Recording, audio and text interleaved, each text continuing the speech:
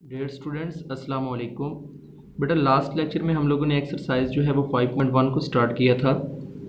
आज हम इसका क्वेश्चन नंबर 4 जो है वो सॉल्व करेंगे। बेटा लास्ट टाइम हमने सीखा था कि अगर किसी चीज़ के स्क्वायर लेना है तो इसका मतलब ये होता है कि उसने आपस में 2 टाइम्स मल्टीप्लाई होना है। मीन अगर x का स्क्वायर है तो इसका मतलब है x मल्टीप्लाई बाय x। अगर सपोज हम 5 का स्क्वायर लेते हैं तो इसका मतलब है 5 क्रॉस 5।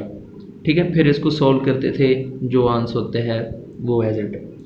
ठीक है, तो लास्ट टाइम हमने इस तरह के स्क्वायर लेना जो है वो सीखे थे। और अगर हमें सपोज कोई नंबर गिवन है, ठीक है, तो हमने ये चेक कर सकते थे कि क्या ये जो गिवन नंबर है ये किसी का परफेक्ट स्क्वायर है या नहीं। जैसे कि अगर आप लोग बात करते हैं 49, तो हमने कहा था कि अगर हमने चेक करना हो कि 49 जो है ये किसी का परफेक्ट स्क्वायर है या नहीं, तो आपको बताया था कि आप लोगों ने क्या करना है, 49 के जो है फैक्टराइजेशन करनी है। तो अगर तो ये पेयर्स बनते हैं, जैसे कि यहाँ पे मुकम्मल 7 का एक पेयर बन गया है, तो ये परफेक्ट स्क्वायर है। इस तरह अगर आप लोग 16 की बात करते हैं तो 16 2 8 ज़र 16, 2 4 ज़र और 2 2 ज़र और 2 1 ज़र। अब अगर इसकी बात करते हैं तो आप लोग लिखेंगे 2 क्रॉस 2 क्रॉस 2 क्रॉस 2। अब ये चेक करें, ये जो है आपके पास पेयर्स बन गए हैं, तो इसका मतलब है 16 भी परफेक्ट स्क्वायर होगा। लेकिन अगर इस तरह से आप लोग बात करते हैं 125 की या 41 की, 59 की, 43 की, तो अब क्या है, 5 2 ज़र 10, 25, 5 5 ज़र 25, 5 5 ज़र 25। अगर इसको हम लिखते हैं तो ये लिखेंगे 5 क्रॉस 5 क्रॉस 5। तो ये तो पेयर बनता है, लेकिन इसका जो है साथ किसी चीज़ के 5 के साथ पेयर नहीं बनता, क्योंकि मज़ीद एक 5 हमारे पास नहीं है। तो हम लोग कहेंगे कि 125 जो है ये परफेक्ट स्क्वायर नहीं है। आज भी इन्हीं के रिलेटेड कुछ क्वेश्चंस हैं। हमने बस उनके स्क्वायर लेने हैं और बाज़ में ये गिवन होगा कि हमने चेक करना है कि वो परफेक्ट स्क्वायर है नहीं तो है या नहीं। तो इन्हीं चीज़ों को मद्देनज़र रखते हुए क्वेश्चन नंबर जो है 4 देखते हैं। Find the square of the proper fractions, also compare them with itself. जी बेटा, तो क्वेश्चन है कि आप लोगों के पास 3/4 आपने इसका स्क्वायर लेना है और जो इसका आंसर होना है आपने 3/4 के साथ ही उसको कंपेयर करना है। मतलब जो आपको गिवन वैल्यू है उसके साथ उसको कंपेयर करना है। कि स्क्वायर जो है कंपेयर करने का मतलब है आप लोगों ने जो है चेक करना है कि आया कि ये जो अमाउंट है ये ग्रेटर है या जो आपका रिजल्ट है जो इसका स्क्वायर है वो ग्रेटर है। तो बेटा देखें, आपने क्या करना है, 3/4 का स्क्वायर लेना है।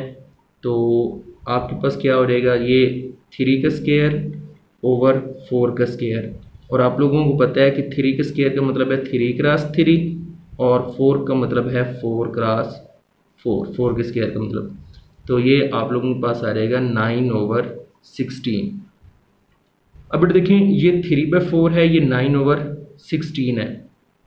आप लोगों ने देखना है कि कौन सी जो अमाउंट है वो ग्रेटर है और कौन सी जो अमाउंट है वो इन दोनों में से छोटी है। तो आप लोगों के पास आसान तरीकाकार तो ये है कि आप 3 को डिवाइड करवा लें 4 के ऊपर और 9 को डिवाइड करवा लें किसके ऊपर, 16 के ऊपर। तो आप लोग देखेंगे कि जो 3/4 है ये ग्रेटर है किससे, 9/16 से। यहाँ पर एक और बात याद रखिए कि बेटा जो भी फ्रैक्शन होती है, अगर हम फ्रैक्शन वाली रकम का स्क्वायर लें तो वो मज़ीद कम हो जाती है। जैसा कि सपोज 3/4 का आपने स्क्वायर लिया है, इसका स्क्वायर ये है, ये अपने जो जिस रकम का स्क्वायर लिया था उससे क्या है होता है, छोटा होता है। लेकिन जब आप लोग आम नंबर्स की बात करते हैं तो उसमें क्या होता है कि जो ये 5 था इसका स्क्वायर जो है 25, ये बड़ा होता है। अब इसको चेक करके भी आप लोग देख सकते हैं, 3 को अगर आप 4 पे डिवाइड करवाते हैं तो बेटा आपको पता है ये जो है डिवाइड नहीं हो रहा। तो हम पॉइंट लगा के 0 लगा लेंगे। 4 7 ज़र 28 और फिर 2, फिर 0 1 लगा लेंगे, 4 5 ज़र 20। ठीक है, इस तरह से अगर आप 9 और 16 को चेक करते हैं ये भी डिवाइड नहीं होता, तो ये पॉइंट लगा के 0 लगा लें, 50, और फिर इसी तरह से ये चलता जाएगा, जो अब यहाँ पे 0 लगा के, ठीक है, 4 and up to so on चलता जाएगा। ये 0.56 है और ये 0.75 है। तो आप लोग बेटा जानते हैं ये 1 के ज़्यादा करीब है, ये तो हाफ है।